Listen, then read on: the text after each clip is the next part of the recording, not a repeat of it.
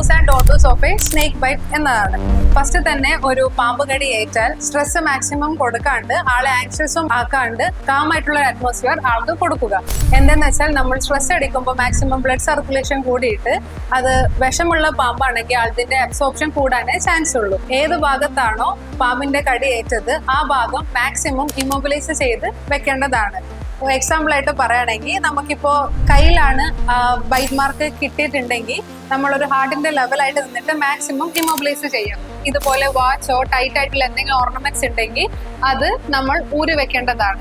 ഇതുപോലെ എന്തെങ്കിലും വീട്ടിലുണ്ടെങ്കിൽ കാർഡ്ബോർഡ് ആവട്ടെ ഷീറ്റ് ആവട്ടെ അത് വെച്ചിട്ട് കയ്യിൽ കെട്ടിയിട്ട് അടുത്തുള്ള ഒരു നിയർ ബൈ ഹോസ്പിറ്റലിലോട്ടേക്ക് എത്തിക്കാന്നുള്ളതാണ്. ഇൻ കേസ് ഫീമെയിൽസ് ആണ്, കാലിനാണ് കടിയേറ്റതാണെങ്കിൽ ടൈറ്റ് ആയിട്ടുള്ള ലെഗിൻസ് വേറെ ഓർണമെന്റ്സ് എന്തെങ്കിലും ഉണ്ടെങ്കിൽ അത് മാറ്റണം. എവിടെയാണോ മുറിവുണ്ടായത് അതിന്റെ മുകളിൽ നമ്മൾ ടൈറ്റ് ആയിട്ടുള്ള തുണികളോ വേറെ എന്തെങ്കിലും വെച്ചിട്ട് കെട്ടാണ്ടിരിക്കുക. ഇത് നമ്മൾ പണ്ട് മുതലേ കാണുന്ന ഒരു പ്രാക്ടീസ് ആണ്. പക്ഷെ അതൊരു തെറ്റായ ഒരു പ്രാക്ടീസ് ആണ്. അങ്ങനെ നമ്മൾ ചെയ്യരുത്. പിന്നെ നമ്മൾ ചെയ്യാൻ പാടില്ലാത്തൊരു കാര്യം, വൂണ്ട് നന്നായിട്ട് എക്സ്പ്ലോർ ചെയ്യരുത്. അത് സക്ഷൻ ചെയ്യാനോ അതിനെ പിഴിഞ്ഞിട്ട് അതിന്റെ അകത്ത് എന്തെങ്കിലും ഫ്ലൂയിഡ് ആയിട്ടുള്ള കണ്ടന്റ് ഉണ്ടെങ്കിൽ അത് പുറത്തോട്ടേക്ക് യൂസ് ചെയ്ത് കളയാനോ പാടില്ല.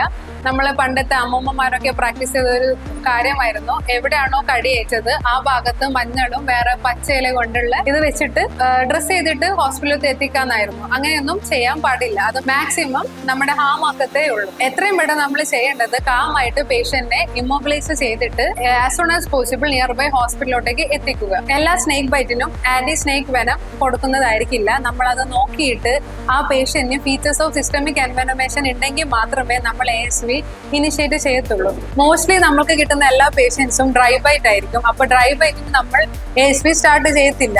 അഡ്മിറ്റ് ചെയ്ത് 24 hours ഒബ്സർവ് ചെയ്തിട്ട് ബാക്കിയുള്ള ബ്ലഡ് ഇൻവെസ്റ്റിഗേഷനും അതിന്റെ റിപ്പീറ്റ് മോണിറ്ററിങ്ങും സൈമിൾട്ടേനിയസ്ലി പേഷ്യന്റ് എന്തെങ്കിലും സിസ്റ്റമിക് ഫീച്ചേഴ്സ് വരുന്നുണ്ടോ അതനുസരിച്ചായിരിക്കും നമ്മൾ ട്രീറ്റ്മെന്റ് ചെയ്യാം.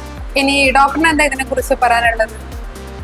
ഇത്രയും അവയർനെസ് ഉണ്ടായിട്ടും പല പല വീഡിയോകൾ നമ്മൾ കണ്ടിട്ടും ആൾക്കാരിൽ ഇപ്പോഴും കാണുന്ന ഒരു പ്രവണതയാണ് ഈ മാഡം പറഞ്ഞ പോലെ ആ മുറിവ് പിഴിഞ്ഞ് അതിൻ്റെ അകത്തുനിന്ന് ഈ എന്തെങ്കിലും വിഷാംശം ഉണ്ടെങ്കിൽ അത് പുറത്തേക്ക് കളയാനും ഈ മഞ്ഞൾ നമ്മളിവിടെ കണ്ടുവരുന്നൊരു പ്രക്രിയയാണ്. നമ്മുടെ ഹോസ്പിറ്റലിൽ പലപ്പോഴും വന്നിട്ടുള്ളതാണ്. പാമ്പ് കടിയേറ്റ് വരുമ്പോൾ മഞ്ഞൾ തേച്ച് വരിക, അല്ലെങ്കിൽ പച്ചില മരുന്ന് ഒഴിച്ച് അത് കെട്ടി വെച്ചുകൊണ്ട് വരിക.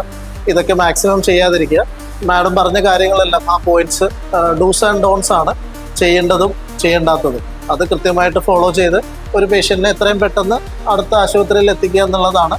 മാക്സിമം ഒരു ആന്റി സ്നേക്ക് വെനം ഉള്ള ഒരു ഹോസ്പിറ്റലിലോട്ട് എത്രയും പെട്ടെന്ന് എത്തിക്കുക എന്നുള്ളതാണ് ഒരാൾക്ക് ചെയ്യാൻ പറ്റുന്ന ഏറ്റവും ബെസ്റ്റ് ഫസ്റ്റ് എയ്ഡ് എന്ന് പറയുന്നത്.